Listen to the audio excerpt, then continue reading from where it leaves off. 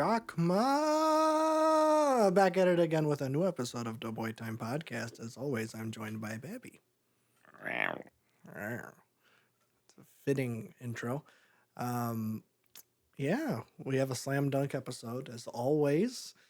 We have week 6 of the Simian summer marathon. We watched the hit film SHAKMAAAAAA, and we will be talking about that a little bit later. And by a little bit later, I feel like I'm gonna start with SHAKMAAAAAA this week because the other two movies I watched are vastly different.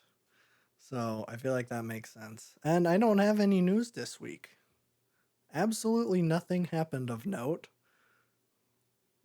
Nothing has ever happened this week. Nothing ever happens. Well, that's true. Some have said. So a wise man once said, nothing ever happens.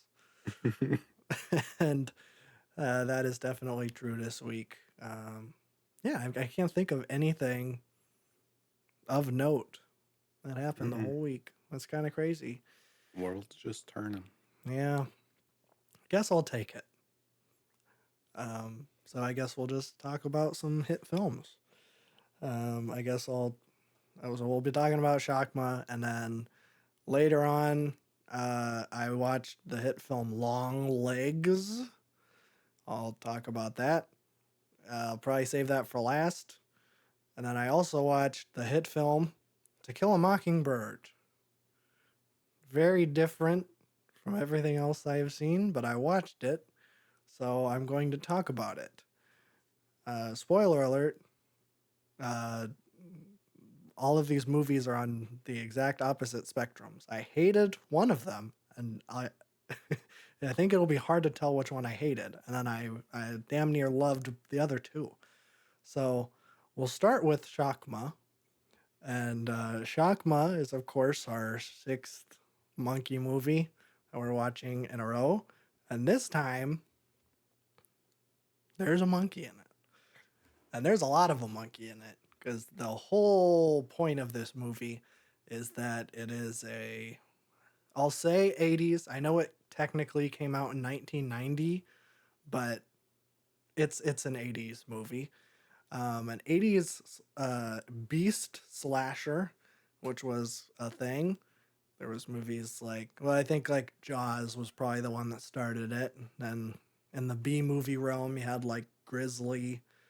And I think there's maybe if you want to count like the Gremlins, those are kind of like little beast slashers. Well, that's a little different. But SHAKMAAAAAA is an animal attack movie about a baboon that they inject a chemical into his brain because everybody knows that baboons are the most violent primates besides man. So they were like, well, let's, I know, a lot of social commentary in SHAKMAAAAAA. So they're like, I know, let's inject a chemical into his brain, and that will make the baboon not angry. And as you might imagine from the whole premise of the movie, it makes him more angry. And he's so angry that he bashes his head on some doors. Pretty much most of the movie is SHAKMAAAAAA ramming into doors that are closed by people behind them. I will say this movie might have the most potential to be an absolute classic that I've ever seen be absolutely squandered, because the idea behind this movie is kind of perfect. And I wonder if any slasher has done this. I have not seen one try to do this angle, but I'm not talking about the monkey angle, even though that is genius. Obviously, because monkeys are scary. And baboons especially. Unless they're like chilling in like, those like hot ponds and the Japanese snowy mountains, baboons are pretty scary. Very angry. They have pink butts. I mean, that's just frightening. So why do they look like that? It's hard to say. Um, so, that is genius. But the genius part about this plot is that it takes place in a like research facility, and it's after hours. So, it's only the employees that are there, so a select group of employees that are playing a D&D type game that is kind of like an escape room, which I'm sure there have been escape room slashers. But this one is kind of like, actually, I feel like that might be the only genius part, is that it's like kind of an escape room thing. And I know that there is a slasher movie just called Escape Room. So that movie probably was ripping off Shakma, except I don't think so. Um, but yeah, they're staying uh, after work. They're playing a D&D game where basically there is a bunch of like different keys and riddles that they have to solve that have been kind of set up by their boss, who's like the professor, and he has all of these like fun little challenges set up in all of these different rooms. And basically everybody's kind of working on doing this independently, while one of the other employees, who's dressed up like a monkey, I guess that's just a coincidence that the monkey starts attacking people and also the bad guy is wearing a monkey mask, is trying to get him. And if they end up in the same room as this angry monkey man, then they're taken out of the game. And basically, they're working up all of the floors of the building from the ground floor all the way up to the sixth floor. And if they make it to the sixth floor and say the password to the princess who they are trying to rescue at the top of the tower, then they win. And that is a pretty good setup for what is to come, because it's like, well, you know, then what you do is, if you're going to have a slasher set in this setting, then you have like doors locked.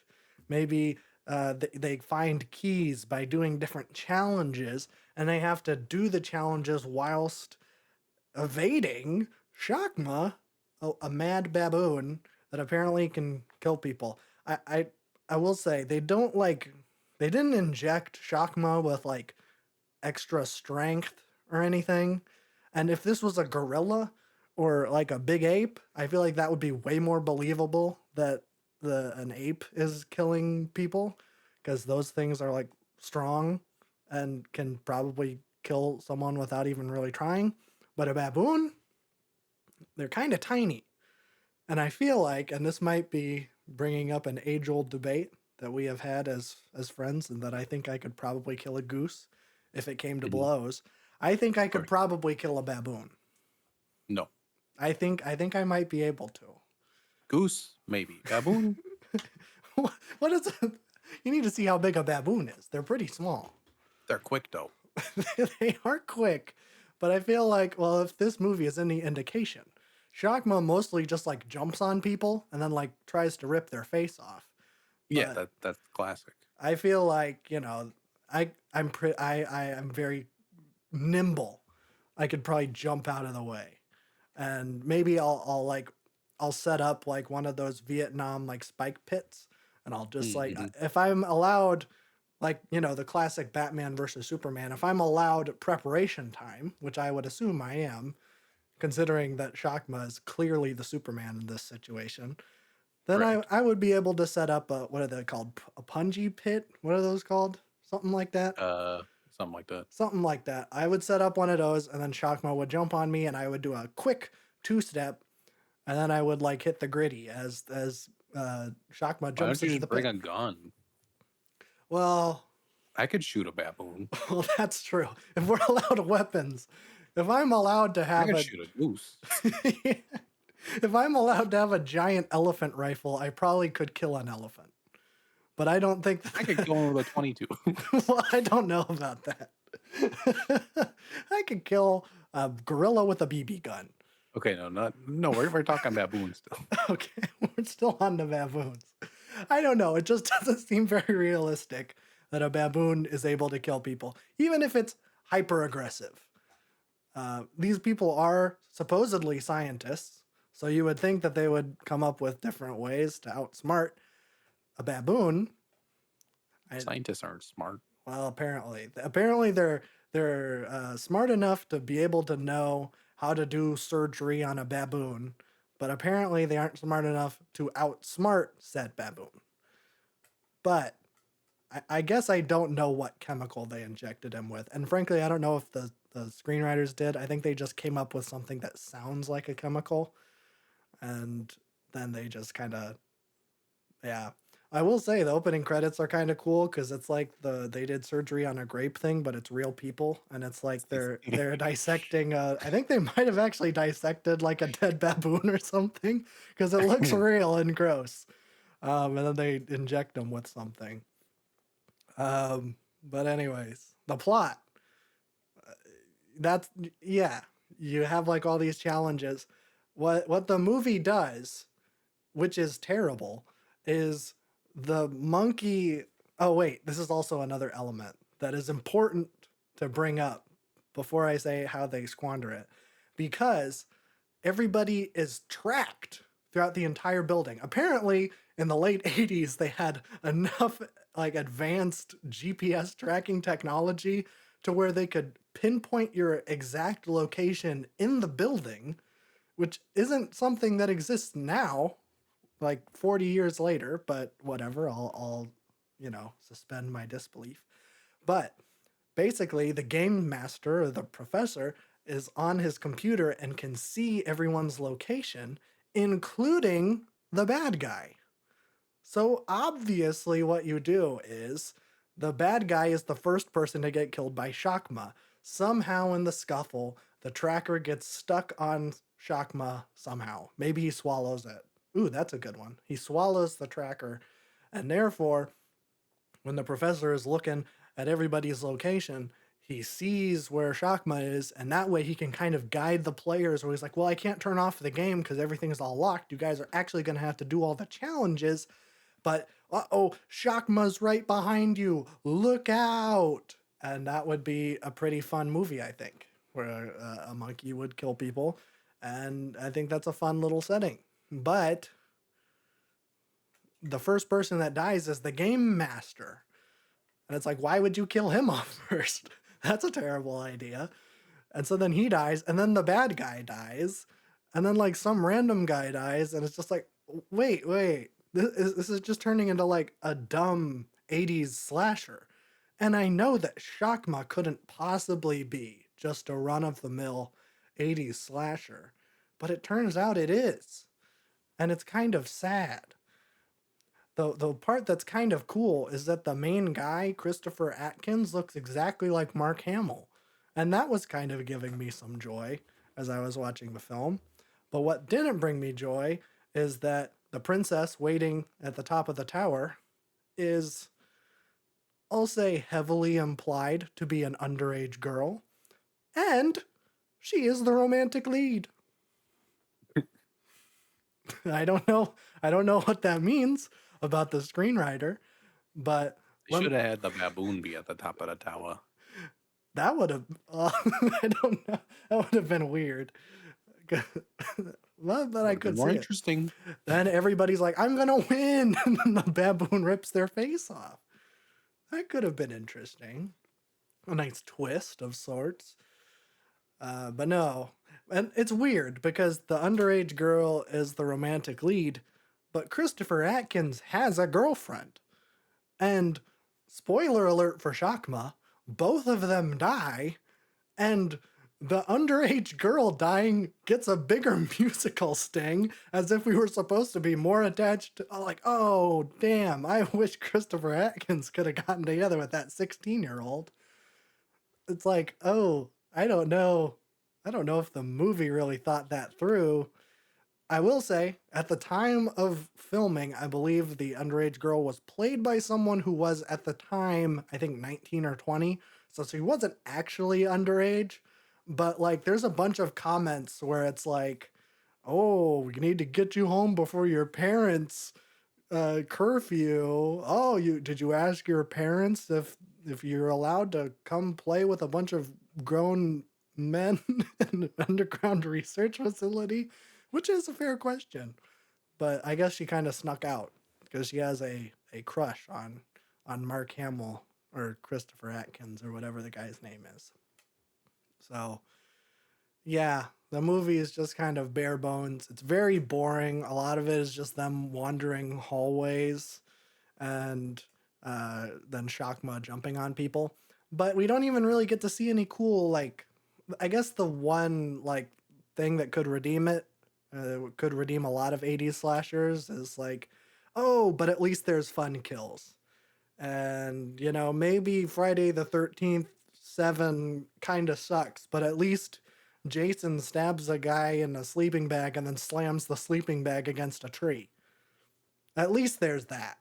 But, you know, this movie doesn't have any of that because it's a shot of Shakma jumping and then cut. And we don't see what happened. We see the aftermath where people like have like fake blood on them. They don't really have any like prosthetics or anything that would like, ooh, look, that guy has a nasty cut or something. They just have a bunch of fake blood poured on them. It's very disappointing. So this movie really doesn't do anything correct. And to add insult to injury, the professor is played by Roddy McDowell, and yeah, I unfortunately, this guy is taunting me because, of course, this marathon started with all the Planet of the Apes movies. This guy is in all of the old Planet of the Apes movies, and he's taunting me. He took off his ape mask and is like, "Oh, now you're here. You're watching my other film, Shakma." And granted, Shakma is much worse than the Planet of the Apes movies, but when I saw that he was in all of those, I'm like, damn it, I can't get away from the Planet of the Apes. It's just following me forever. And that's kind of cool. But that's it for Shakma. It gets 7 out of 10 monkey points because so far it's the highest monkey points out of all of these. It has a lot of the monkey in it, and the monkey plays a key role, even if the movie kind of sucks. The monkey is in a lot of it, and I know I mentioned this when I talked about when the whole schedule when I announced this. Shakma famously or infamously, the way that they got Shakma to keep ramming up against doors or like breaking walls or whatever was they had a female baboon in heat on the other side. So Shakma, or at least the actor, I'll say actor, the actor baboon that was playing Shakma, was just very horny and was trying to get to the other side of the door because he wanted to bang the female baboon that was in heat. And so they creatively shoot around it. But there are parts in the movie where you can clearly see that Shakma is, shall we say, excited. That's awesome. So that does add some monkey points, I think. I agree. It was going to be a 5, but you got to add a couple points for the monkey erection.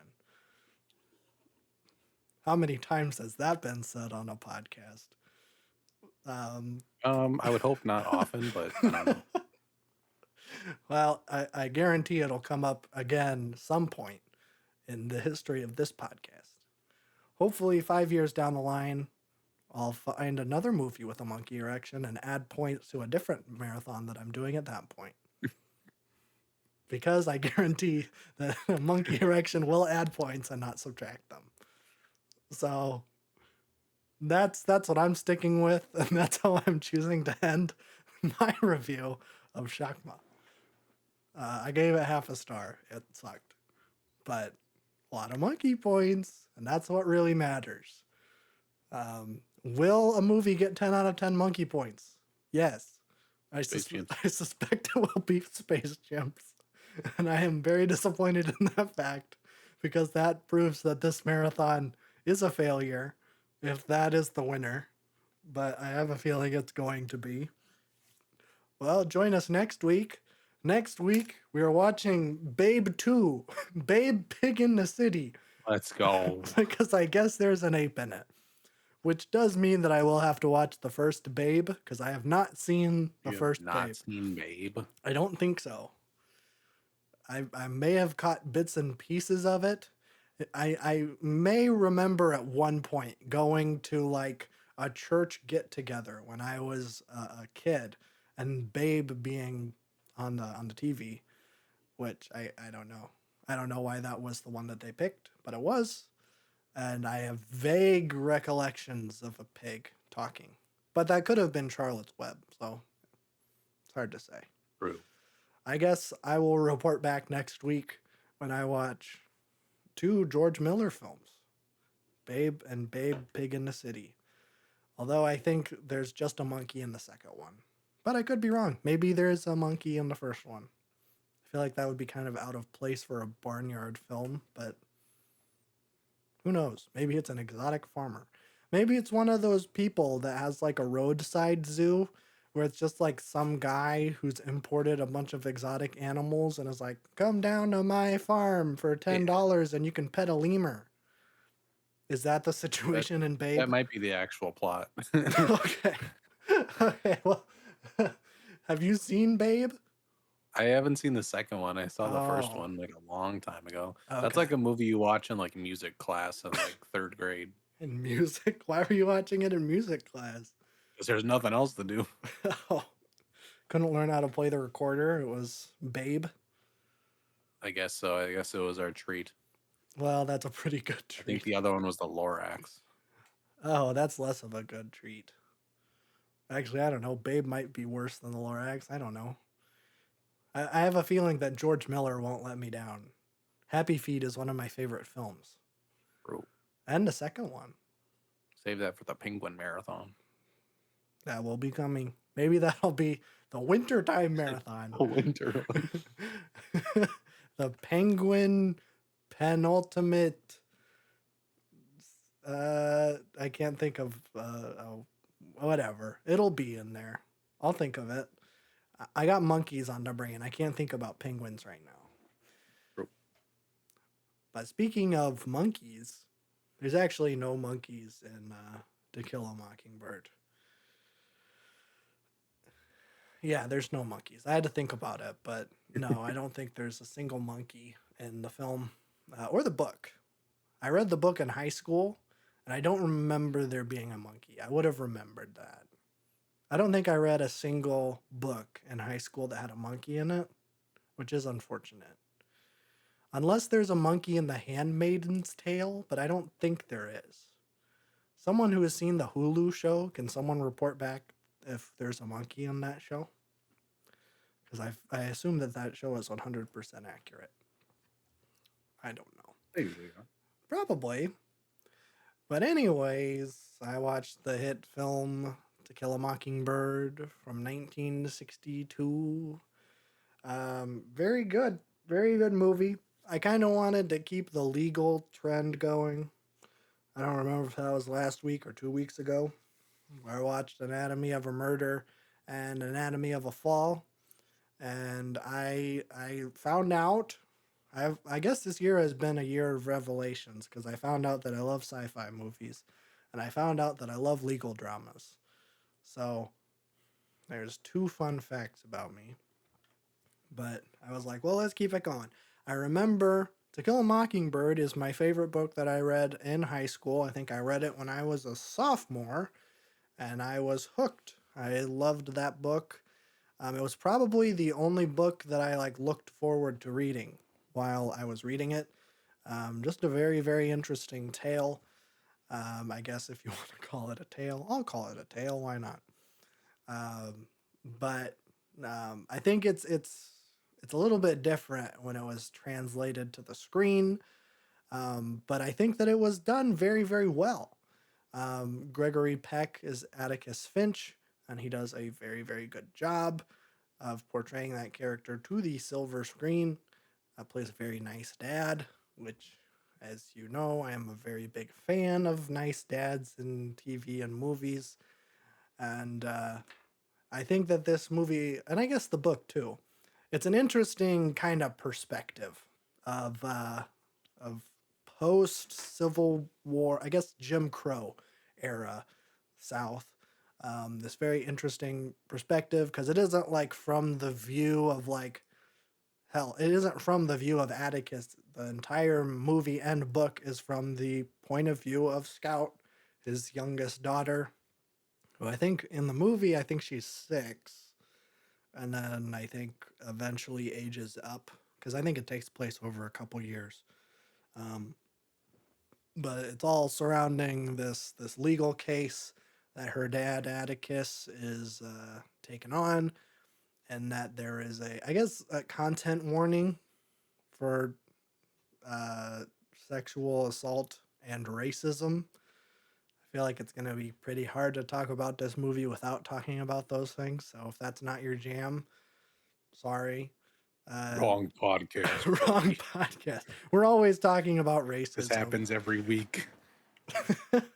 Unfortunately, it's kind of become a trend as I've been watching Yeah. all these legal movies. Because I guess a good murder isn't good enough. It's like, well, someone has to get raped, and unfortunately, that's how a lot of these old legal movies go. Um, but I don't. Well, that's the thing with this one is that I actually don't think I don't think that we are ever supposed to believe that this lady was sexually assaulted. Um, but I guess we'll get into it. I think that's really the most interesting part is the legal thing. It's like a pretty long legal part. And I think the whole case is very interesting in that it is a black man on trial for allegedly the rape of, I think, one of his neighbors. But it's pretty clear from the start because the father of that lady goes up on a stand and tells this grand tale about, oh, I ran in and found him and then I chased him off and then I couldn't see him and I knew blah, blah, blah, whatever. And then the lady gets up there and her story contradicts his and like it just doesn't make sense. And eventually she just kind of like refuses to answer questions. So it's just like very like you can kind of tell.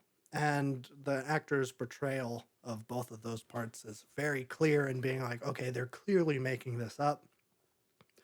And when Brock Peters, who's playing the man on trial, gets on the stand and kind of tells his side of the story, we realize, oh, well, it actually isn't a sexual assault.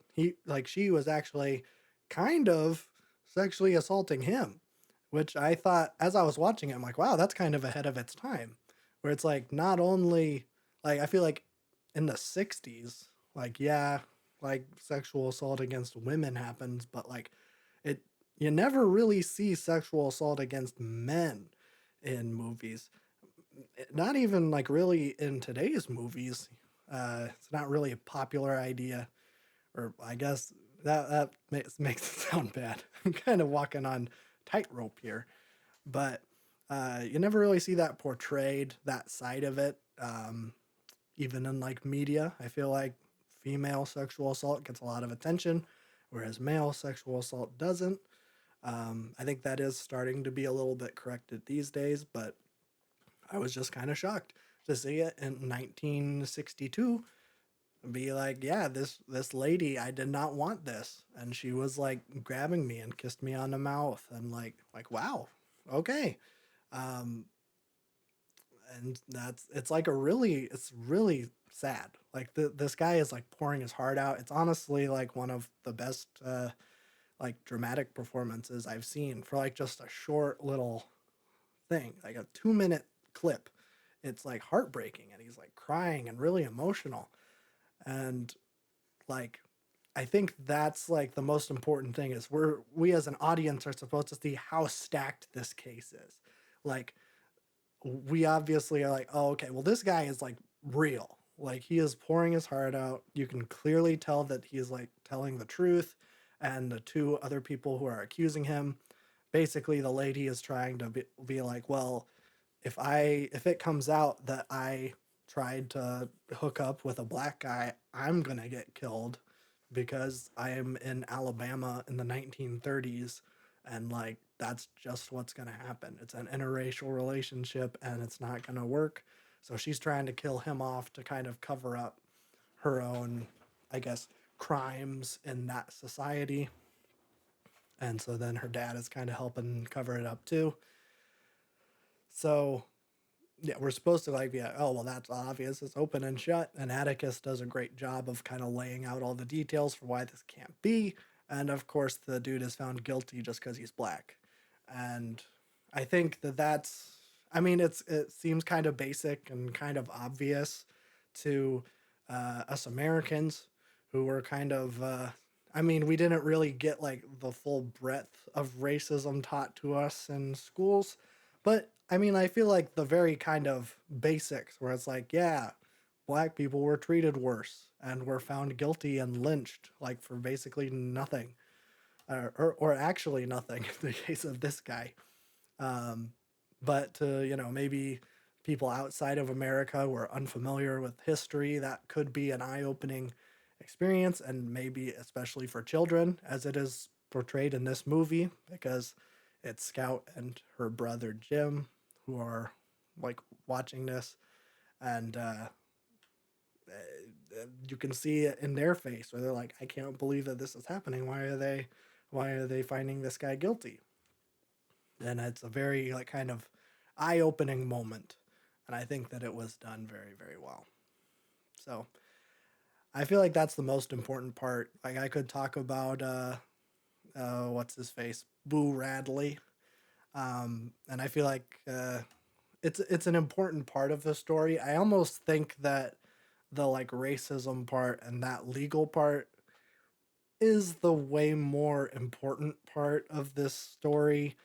I guess the Boo Radley part does come to play a little bit later, but I don't necessarily want to spoil everything, because I think that this movie does hold up like a lot. Like I feel like it's just as kind of powerful as it today as it is in the '60s, which I think comes to play especially more in period pieces, where it's like, well, yes, it was made in the '60s, but it is portraying a time that is kind of separate. Although a lot of the same stuff was happening, it was way more out in the open in the '30s, even than it was in the '60s. So I don't know. I think it holds up pretty well. I was worried a little bit. You hear people throw around white savior stuff when it comes to, I guess, not even just necessarily this story, but any story about a white person. I guess I don't even know. Like, I guess defending or straight up like trying to like save black people, like driving Miss Daisy or The Help or Green Book. Like those are pretty, I think those are pretty solidly white savior movies. And I've heard people say that about this movie, and I think I kind of disagree.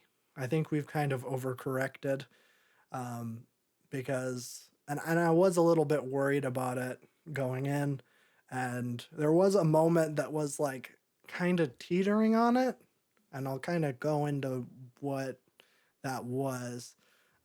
Because after the trial ends and the guy is found guilty, basically everybody's kind of filing out, and because it's 1930s America, the kind of ground floor of the courtroom is all whites, and then there's a colored section that is the balcony. And the the kind of ahead of its time part is that Scout is just kind of like, Scout and her brother are just kind of chilling in the colored section. Um, like I think like by the end of the trial, I think like Jem is like, or maybe Scout is like falling asleep on some like reverend's shoulder, which is just kind of cool to see, um, because that was probably like kind. I don't want to say shocking, but it wasn't like the norm back then. Um, and so like everyone's kind of filing out. Pretty much all of the white people are gone. The judge is left. The prosecutors left. The jury's left. It's basically just Atticus kind of getting his papers ready. And as Atticus is walking down the aisle to leave, it kind of like is a movement where like the entire like balcony section like kind of stands up in like some, as a sign of respect.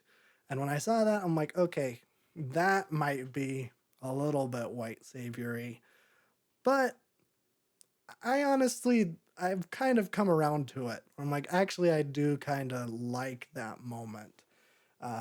It doesn't feel like super forced, and trying to like put myself in the mind of someone like a black person in that era, to have like just some like a white person who, you know, it's the 30s. You like, it's a lot of old people in the balcony, like maybe their parents were born on slave plantations, maybe they were, if they were especially old.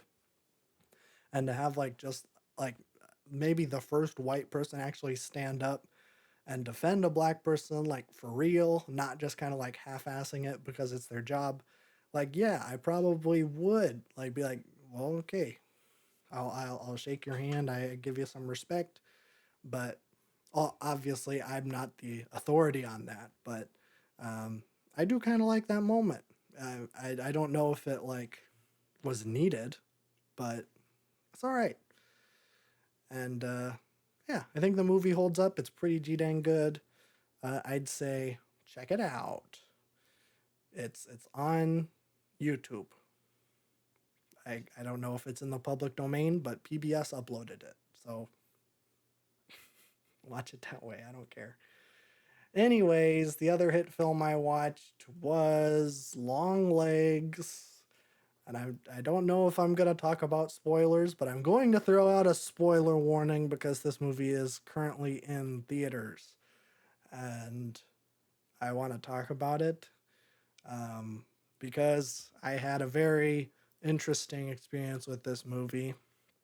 I had heard people compare it to Hereditary, which is a movie I love, but I will probably never watch again. And I'm like, well, I would be down to have another one of those experiences. You know, it's not every day that one of those comes around, especially in today's state of horror. So I'm like, okay, I'll check it out. Plus, it's by Oz Perkins, who we all know from the hit film Quigley, where Gary Busey turns into a little dog. So it's actually just like that. Long Legs is actually just like Quigley, um, which is probably the best movie of all time. So, what is Long Legs? It's a lady who's an FBI agent who's trying to catch a serial killer. And right off the bat, as I say that, you might be thinking, "Oh, that's like Silence of the Lambs," and yeah, kind of. That's kind of what I thought too. Where I'm like, "Oh, is this going to be like Silence of the Lambs? But is Nick Cage going to be Hannibal Lecter? Or I guess he's more like Buffalo Bill." Um, but it's not quite like that. It takes a turn, as you can probably imagine. Now, I'm not super familiar with Oz Perkins' work. I've seen the hit film The Black Coat's Daughter, which I think is very polarizing. I don't think like fans of horror at the time liked it because it was very different from what was coming out. I think it came out in like 2016, 2017. And like around that time was like the It movies and The Conjuring, and like the state of horror was very cheap and jump scary. And The Black Coat's Daughter was like an hour and 20 minutes of like no jump scares, just like a little girl in a boarding school, kind of like the horror version of The Holdovers, where it's like she has to stay over winter break because her parents don't show up, but she is possessed by the devil and kills two ladies. And that's pretty much it. I will say I didn't like love The Black Coat's Daughter. I respected it.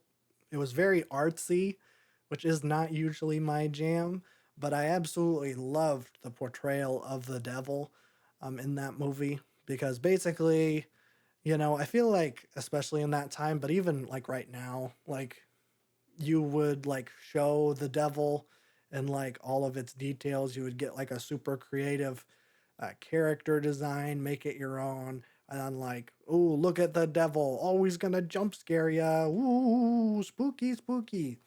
But like the devil in The Black Coat's Daughter is like he's rarely shown, and it's just like a black shroud, and like he's never in focus. It's like we're seeing someone that's like right up like a close up of someone in the camera, and we maybe see something in the distance. And that is scarier than anything that could, that is like a big jump scare moment. Like that will haunt you after you see that, because it's like, oh frick. It's like seeing like Michael Myers uh, in the laundry at the beginning of Halloween, where like he isn't saying anything, he's just staring at Lori from her front yard, and it's like that's freaky. That's freakier than anything that'll jump out and get you. And I was like, that's really cool. I think that was very respectable.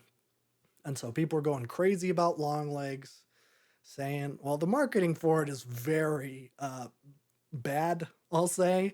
It's very misleading because it's like, this is the scariest movie of all time. They like released a trailer that was like, here is the main actress seeing Nick Cage for the first time as Longlegs, and we hooked up a heartbeat monitor to her, and it got to 152 BPM. It's so scary. Nick Cage is the scariest guy that's ever been alive. And I'm like, this is a movie by Oz Perkins. Like, there was like a 5-minute one shot of just like a lady walking to church in the Black Coat's Daughter. You're telling me that that dude is making like the scariest movie of all time? But I guess you gotta get people in the seats. So I guess that's what they were trying to do. But I'm like, that's just misleading, because there's no way that this movie is like that. And it isn't really. Like I think there might be like, I would count 2 jump scares in the entire thing. One of them is very earned, and the other one just kind of like made me jump. And it was kind of maybe a little bit unnecessary, because I almost think that having the loud violin screech actually kind of took away from it. But whatever. The movie is about a lady trying to catch Nick Cage, who is long legs. And if you've been seeing people post about the 14th of the month, this is where that's from. Basically, Nick Cage is, I guess, I don't know, someone, long legs, is I guess like making the husbands or like dads of families kill the entire family and then kill himself on, not on, but only affecting families where the youngest child's birthday is on the 14th of whatever month um, they're born on. And so that's like, oh, that's kind of weird. Um, but that's the one kind of clue they have. They've been tracking this guy. He's been working for like years. And they're just like, okay, FBI lady, you're psychic. Oh, yeah, by the way, she's psychic. Kind of. She's semi psychic. And so they're like, you figure this out. And so she tries figuring it out. And it's kind of weird because like she just starts, and like Longlegs immediately kind of is like noticing her, and is like kind of, well, obviously he kind of like breaks into her place, which is where the first jump scare is. But it isn't like, when you think of jump scare, you think of like Bagul from The Conjuring being like, woo, like just right up in the screen, and then they play a screaming sound effect, and then the violin screech, and then they like flash camera or whatever. It's like lame.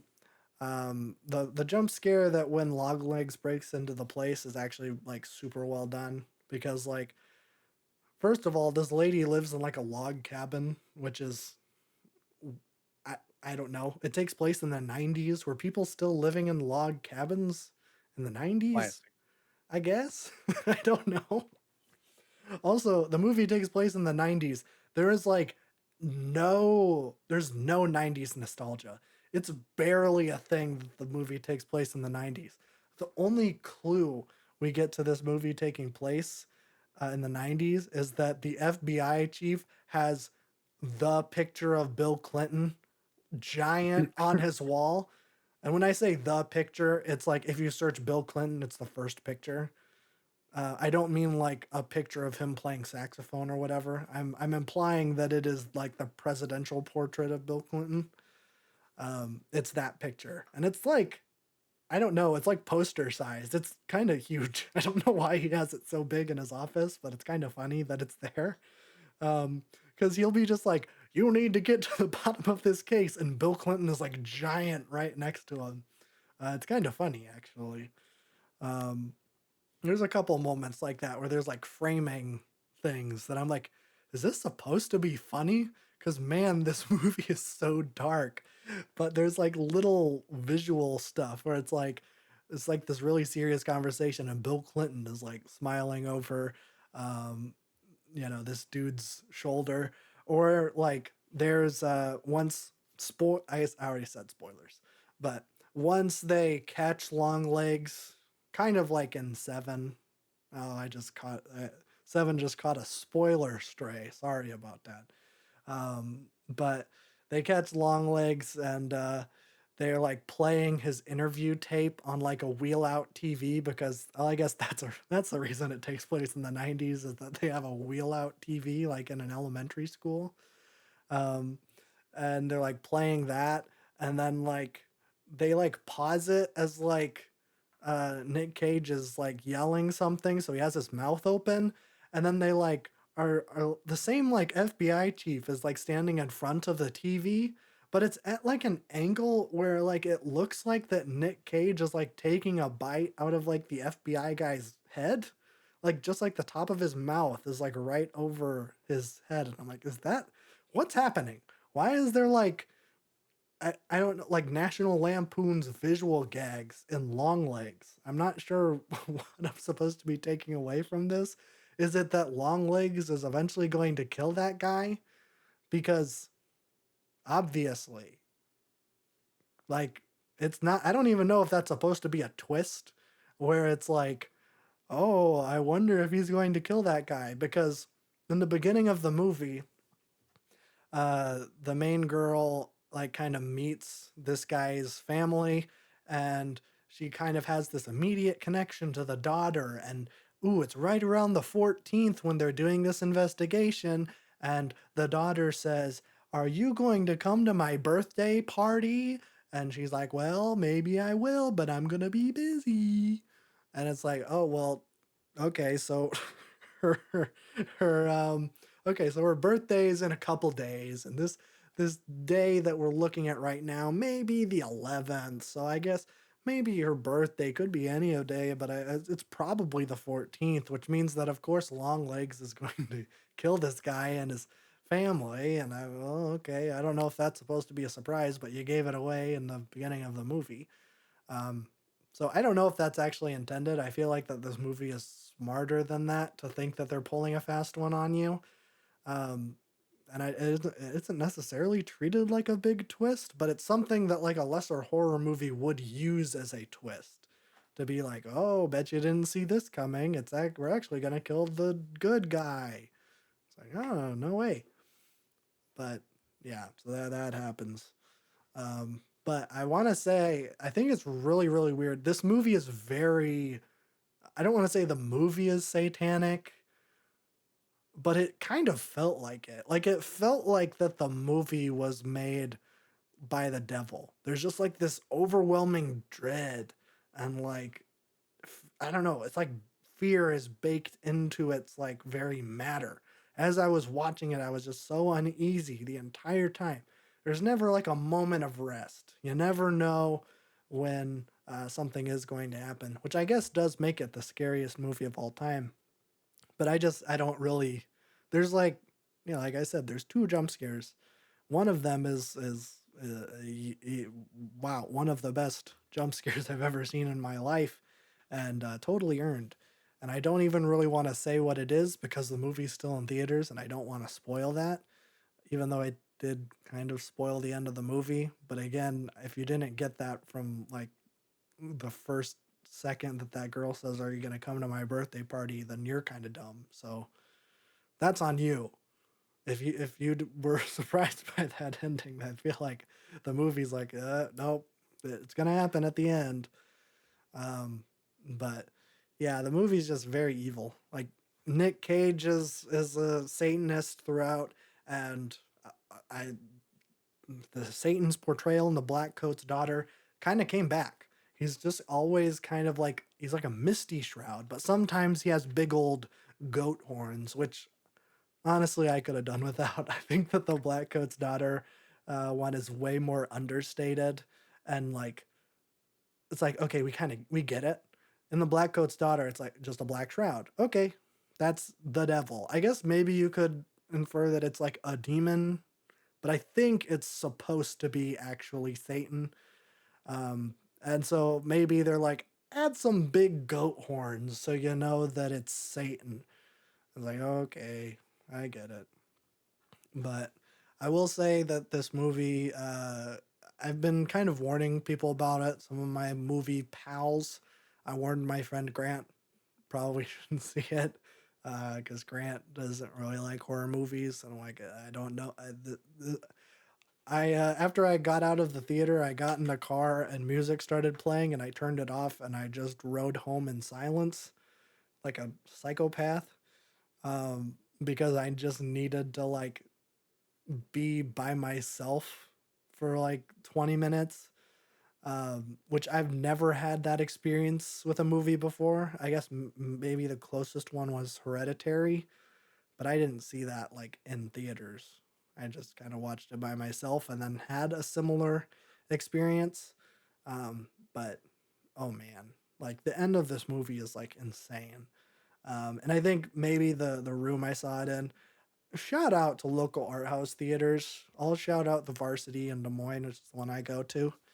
Um, it's uh, it's so great, and I love seeing arty movies there because they have like a big theater where they show like the big blockbuster. Like I think they're showing Twisters right now, but they have like an upstairs room that has 20 seats, which is where I saw like hundreds of Beavers and Vertigo and Sean Dealman. I've seen a bunch of like great indie, or not even indie, just great art house movies there.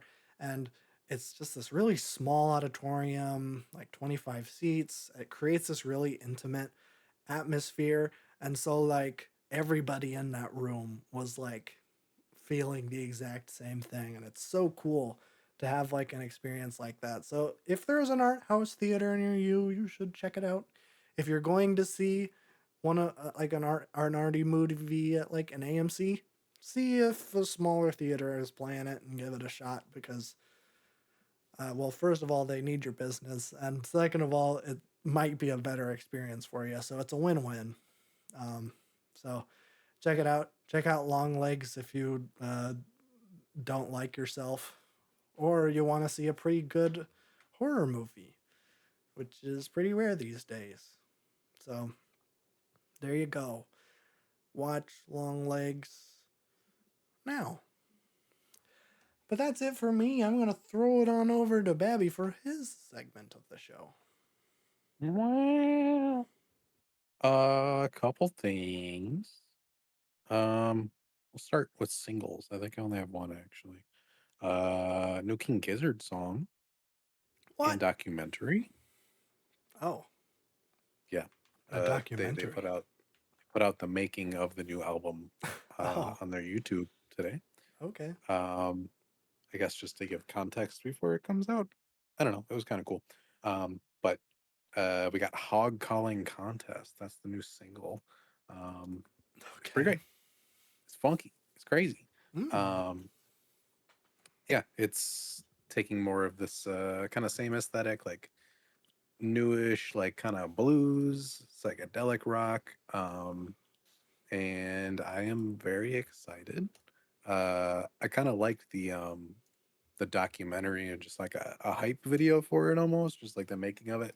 Um, I feel like they are in their bag with this one, and the two singles have been fantastic so far. So I'm very excited for this.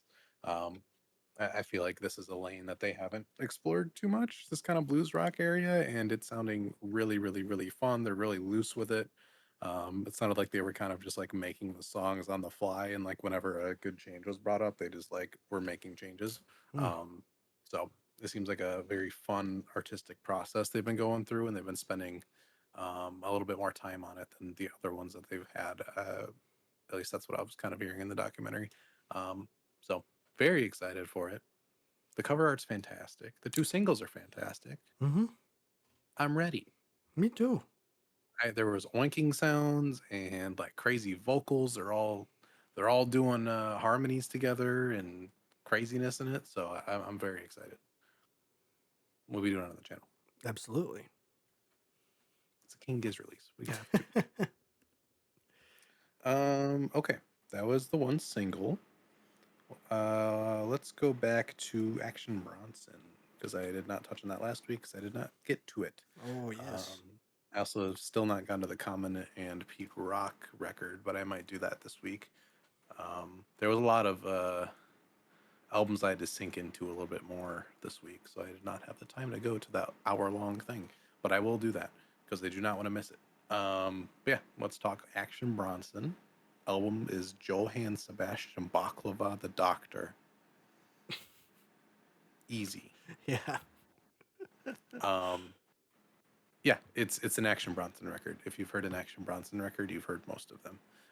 Especially like his recent runs from I would say like 2018 onward, kind of taking this more he's very up with like kind of the underground New York scene and just like the drumless kind of abstracty hip hop.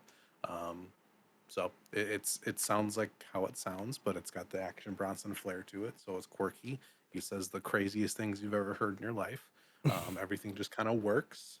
Um, yeah, I, I feel like it works pretty well as just like an album to kind of put on. It's 30 minutes. It's very easy to kind of digest, and it's a fun ride. I don't know if there's any like real standout tracks. I did really enjoy him and Alchemist rapping back and forth on NBA Leather. That was really fantastic. Um, the beats on here are pretty great. We have some Derringer stuff on here that's sounding really good. We have some Alchemist stuff that's sounding really good. Um, yeah, I don't think there's really like an evolution in his style or anything. I think he's pretty much sticking with what works. But honestly, I mean, I'll take it. I think this area of hip hop already has like it's kind of is very fleshed out already. I don't think this is something better than like what Boldy James is doing or anything, even though they're very much in the same lane. Um, but I mean, it's a fun listen and it's easy to put on, and the beats are fun. It's got this kind of novelty to it. It's not like we're not going like comedy levels of hip hop, but like, there's some crazy lines in here. It's entertaining. It's fun. Um, the Mayhem Loren features are pretty cool. The Larry June feature on Compressor is very good. I think Larry June probably has the best feature on the record. But yeah, pretty sick. Check it out. I feel like you can't talk about an Action Bronson record for too long because there's not really too much to dig into, but it's good stuff. Alrighty. Moving forward, we got two big ones this week. We'll start with Denzel Curry. Mm. We got King of the Mischievous South Volume 2. I think this is a follow up to his first. Is it his first mixtape? I don't remember. But a much earlier work of his that was a mixtape, I believe. Um, and this is, I don't know if he's categorizing this as an album or a mixtape. It feels like a mixtape. I feel like that makes the most sense. Um, because it is a very, very, very mixtape feel.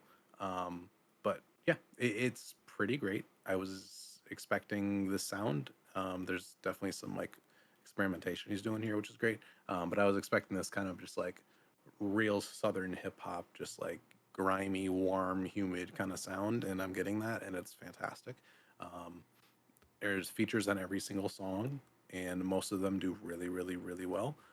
The flow of it is really nice. I really like that there's like a ton of little interludes that kind of like segue between moments. Um, I think that's just a really nice mixtape feel that I haven't gotten from something in a while.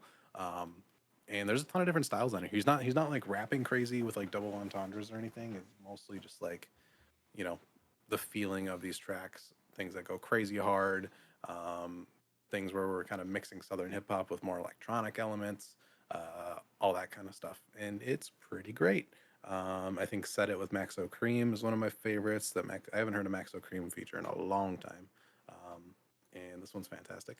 I think just bringing like the southern hip hop to the forefront again, like he did on Zoo, is something that is always really refreshing. Um, I was thinking about this today, and I'm like, I feel like after this whole the Kendrick Drake beef thing, I feel like people are gonna take more pride in their sounds, Mm. because we've kind of entered an era where like genres have been blending and people have been linking up with each other because it is like so much easier to learn different styles and things.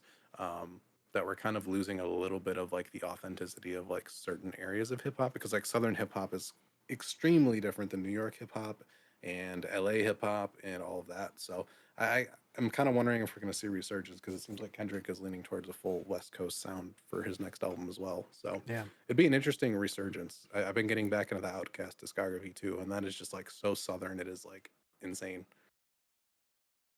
But yeah, it's a really great mixtape. Um, it's obviously not on the like level of Melt My Eyes or anything.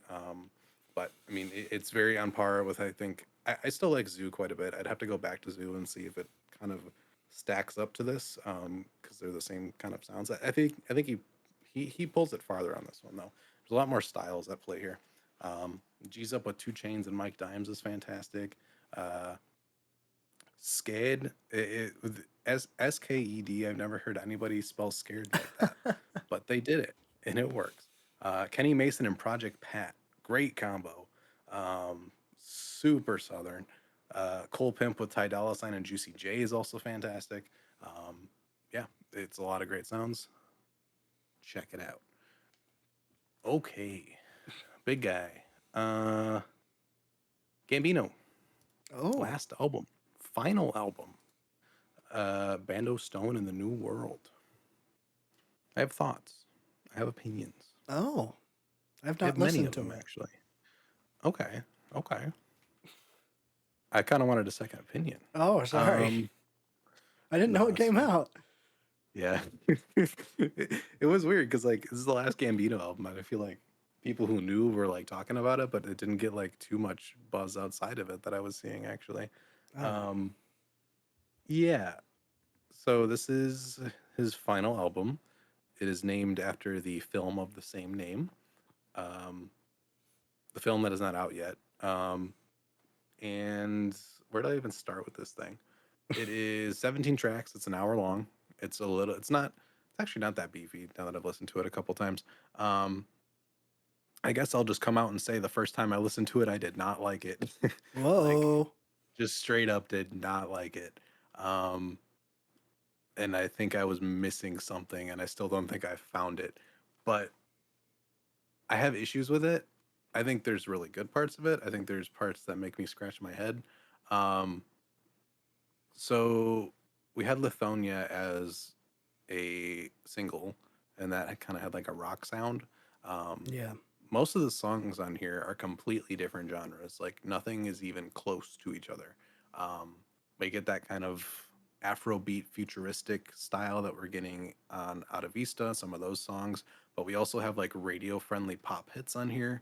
Um, we have 7.5 minute fantastic like jungle instrumental jazz interludes. We have uh, you know psychedelic futuristic hip hop. We got R&B, we got soul. It's everything. Which I think is cool because Gambino has been known to kind of work in a lot of those styles. Um, I think the first time I listened, everything sounded so loud and abrasive and sugary. It felt like I was watching a Marvel movie, Mm. and not like a good Marvel movie.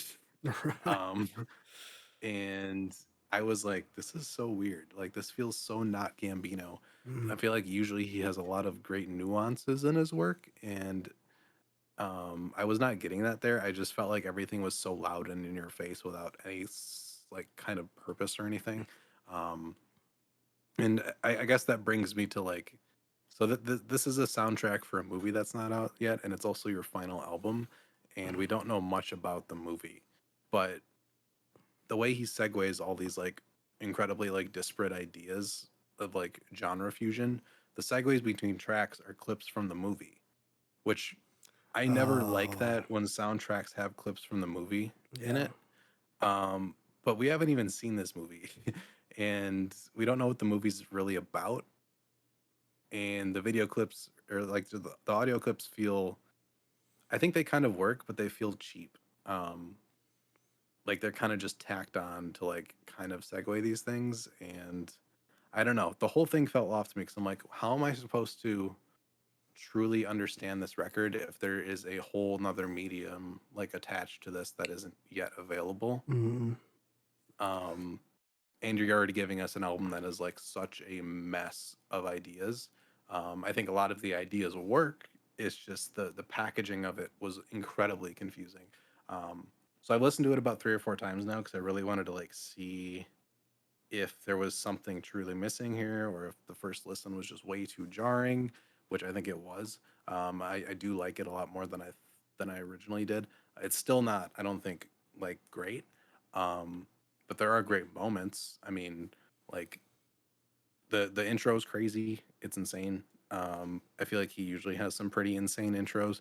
Um, there are just multiple points on this record where like there is just bass so overblown and powerful it is insane.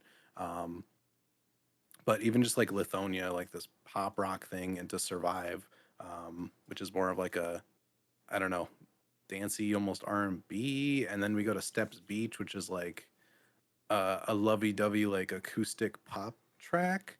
Um, I mean, the Gambinoisms are kind of everywhere. Like we have these, vocal harmonies and these instrumental like transitions that all work. It's just like I feel like a big part of this record is like I think I'd like it if you toned it down a little bit and you disconnected this movie from this record because I can't get the full context of what you're trying to tell me if I don't have any idea of who this character is because you yeah. don't really explain it. I Knowing Gambino, it's a thing where like it's a self-insert kind of meta commentary, and I think that is how this record is like supposed to be viewed. Because the more I listen to it, the more like the movie clips line up with his life, and he talks about both his life and the Bando character on this record at the same time. Mm. Um, like he has a song with his kid on here. Oh, Yeah, and he talks like about his life specifically, but he also talks about the character. So I think it is a kind of meta commentary where he's seeing himself in the character kind of thing. He's done that a lot before. mm. Um, I mean, that's because of the internet. Like, that's a huge part of that record. Um, so I think it's cool. It's just extremely messy, and I think that's fine. It's just not my thing. I think this thing is too messy with too many pieces missing for me to put together the puzzle you're trying to have me solve. Um, that being said, there's some great tracks in here. I think Survive is fantastic. Steps Beach is a little cheesy, but I enjoy it. Um, I think In the Night with Georgia Smith is great. Um, Yoshinoya is, I think it's pretty much just a Drake diss, Ooh. which not a surprise. I think we all kind of saw something like that coming. It's Gambino. Does he not Gambino is like just Drake? does Gambino does Drake better than Drake does. So Oh, well, it's yeah. kind of his thing. But he uses the kind of like Atlanta style flow that Drake has been kind of exhausting in the past couple of years, and does it better than him. And the transition on the beat is just crazy on that track. So I think that's like the big like rap hit out of here. Um, what else is there? Cruising with Yeet, I think, is the best song on this album. What? I was I was wondering how Yeet was gonna do. And Yeet did so well. I think the placing of the feature on this track specifically was so good. I feel like Gambino listened to 2093 and like he's like, this is the kind of song he needs to be on. We got like sampled frog sounds. It's like a dystopian, futuristic kind of R&B cut almost. It's really really fun, and I don't know. Yeet just matches that energy perfectly, and it works, and it's a banger. So great job to Yeet. I don't know what he's been doing this year, but he's been doing fantastic. Um, I think I think those are my favorite ones. There's a track called Dadvocate, which I really hate the title, but it sounds kind of good. Oh It's no. again a little cheesy. Yeah, I Oh. think just like this record slaps you around because you go from like Talk My Shit is the weirdest song I've ever heard. And it's right after Steps Beach, which is like a almost radio friendly, ready like pop hit. Like you'd almost hear that one on like the Disney Channel. Mm, I got part of that, or I'm like, this feels like it's on the Lion King soundtrack or the Jungle Book soundtrack at points, and I'm like, this is weird. mm, Um, and then you get Talk My Shit with Amari and Flo Milli, mm. and it's like, what on earth is this song? Um, it's like if you put Way Too Sexy in the middle of a Kendrick record almost. Oh, It's just like very like whoa. Uh, yeah, it's strange. Um, but yeah, this record is a multitude of things. I'm still not even sure what to really make of it. I think it's solid. I don't think it's anything crazy. Um, I think it's a pretty decent farewell. I just wish the film might have came out at the same time as the album, because like I really want to see that other half of this, and then once that happens, I'm sure this record will be a lot easier to digest. I mean, I can kind of get a vibe for the film. It's going to be a jungle action film with like either robots or some electronic thing hunting these people down. That's what it sounds like, and that's kind of what the trailer has been giving us. But for now, there is a missing piece, and I don't feel right completely like writing this album off yet without seeing that, since it is directly attached to another piece of media, um, which is a very strange move. yeah, I I don't agree. know. I don't even know when the movie comes out, and I looked it up and I couldn't find it. So It I don't know. is this a 21 Savage situation? No, this is a real movie. It's a real movie. As far as we know, he has said Okay. this is a real movie.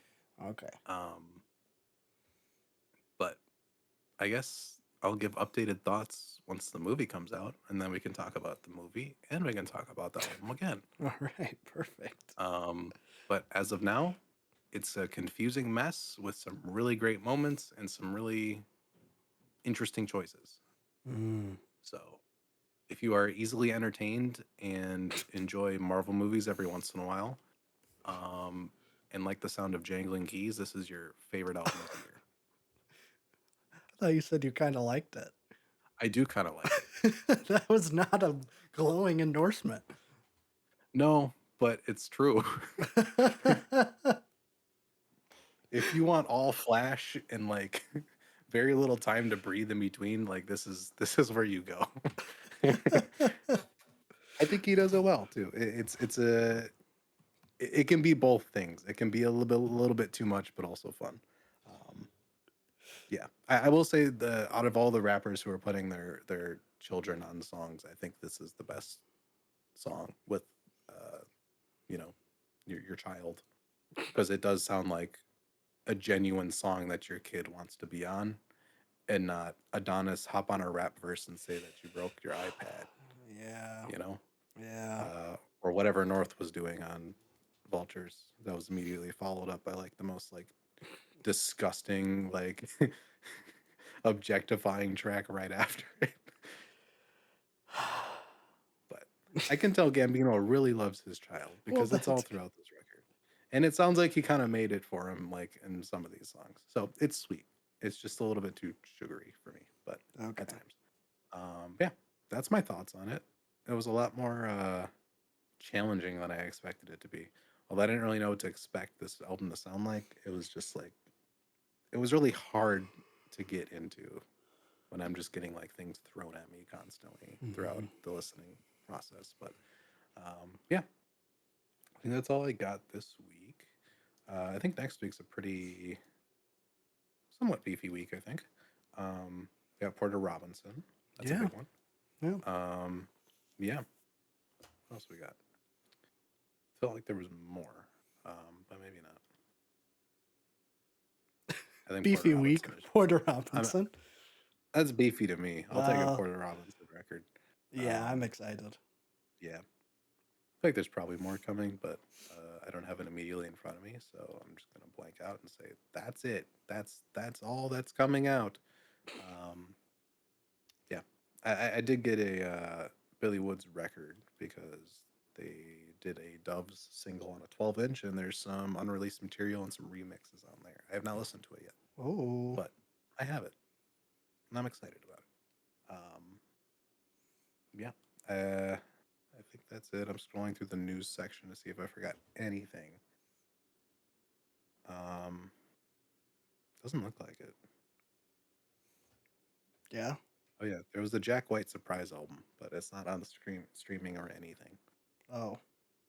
So I don't know how one accesses it. Is it on an NFT website? I don't think so. I think it's like literally just a white label vinyl that you somehow get. I don't know if this is a. I'm sure it's on some website that you have to purchase or something. Um, but it's interesting. I think he just like surprise dropped it on a Saturday out of nowhere, which is a little crazy. Okay. Um, Well, that is a but very Jack White thing to do. it is. It is. Yeah. But good for him. I'll listen to it if it's something that I really want to like be able to find out how to listen to it. Yeah. But it sounds like it's garage rock, which is interesting. Hmm. So yeah, that's it. That's all I have. Well, perfect. Yeah. Well, then I guess that's it for me, too. Next week, we'll be watching Babe 1 and 2. If you want the rest of the schedule for Simian Summer Marathon, it is in the description or the show notes, depending on where you're experiencing this podcast. And Word. yes, it is an experience. Other than that, check out our main channel video, the new Claro vid. It's in person, which And is it's getting fun. views. Well, of course, Watch now. it's a new record. And everybody loves Claro, ourselves included. Hmm. I'm still listening to it. I'm assuming you are. Oh, it's addictive. Yeah, it's very good. I've been going back and forth between that and 22 a million, which is Hmm. another video that we have shot Yeah, you that is got a not lot out to yet. you got a lot to eat up. Yeah. Um, I will so, say I'm a Juno supremacist now. I think that's the best one. oh, okay. Yeah. Let me pull up the track list. I do like Juna quite a bit. I've been like listening to it while I've been playing Elden Ring, Mhm. and I was listening to Second Nature, and I was like, who's laughing? Is there like an NPC that There's is no, there's laughing? laughter in that track. I That was the first time I noticed it was when I Yeah. was playing Elden Ring, and I'm like, is there like what is that? It got me very like anxious. I'm like, oh Hmm. geez, that's like some big enemy, but nope, it's just in the track. It reminded me of the hit film, or the hit song by David Bowie, "Laughing Gnome," Mm, classic classic. track. I think that's what it's called. Yes, the Laughing Gnome. Very good song. Check out "Laughing Gnome" by David Bowie. Probably his best song. Would you agree? Yeah. I mean, you know, I think when Bowie comes to mind, that is the first thing that enters people's heads. Oh, that's the guy who did "Laughing Gnome." I think I put Black Star as number one for him, but I think Laughing Hmm. Gnome is a close two. Well, I think that's fair. It's like, yeah, David Bowie. He's the guy who's in Twin Peaks Firewalk with Me and the guy who Hmm. did Laughing Gnome. Yeah. That's really the only two things that I know David Bowie from. I can't believe he has like some of the coolest album covers and then just a lot of the worst things you've ever seen in your entire life.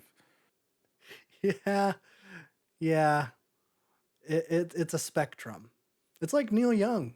Neil Young has some absolute classic album Yeah. covers, and he also has like the 480p compressed selfie of himself with like weird text put on it. I mean, we got the Ziggy Stardust cover, the Hunky Dory cover, and then Yeah. we have Low is also really great. And then you have the anime eye, like Rebel Never Gets Old, which is insane. What Yeah, happened? I don't know.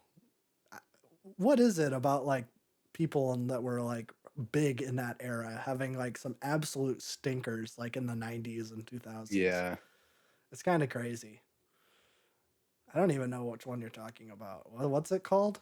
It's in a single, like it's a single. Oh, it's called Because if you go Anime to if you Heist. just go to like all and just scroll, there's so many Oh, just awful jeez. choices being made here. Oh, I'm afraid of Americans. That's a good. That, how did that come out in 2022? I think Reality is probably his best work. Album cover wise, I would say. 2003's Reality. The reality. I shouldn't have searched reality of David Bowie. Reality. Oh, oh, oh Yeah. no, that's bad. Wow. Well, sorry, David Bowie stands. David Bowie deep dive coming soon. That's gonna take a long time. That would be so Do you painful. know how many albums that guy Be has? so painful.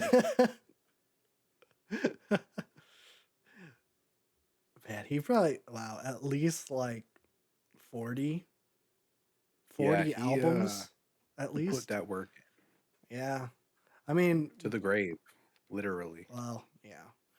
Granted, what is this? There's like 18 after Black Star, which are like, Mhm. you know, those don't count. Those don't count. Black Star's the end. It's Yeah. literally the end. He died knowing that he was gonna die as he released it. Yes. Was Circles by Mac Miller a similar situation, or was that like No, he didn't know? that was his next album. Oh, okay. But that album is eerie because it makes it seem like he knew. But he Yeah. also was like that for his last like 4 or 5 releases. Mm, I think Bowie was like, I'm dying and I'm gonna release this intentionally, like right as I die. mm. Like that was the play. That's intense. It's crazy good though. Yeah, that's what I know. You have that album pretty Hmm. highly ranked. I've not listened to it. Maybe I should check it out. I don't know if I would like it. I'm not really a big fan of Bowie in general. Um, Yeah, it's a more abstracted version of Bowie too, oh, which I mean so might help, honestly. maybe I don't know.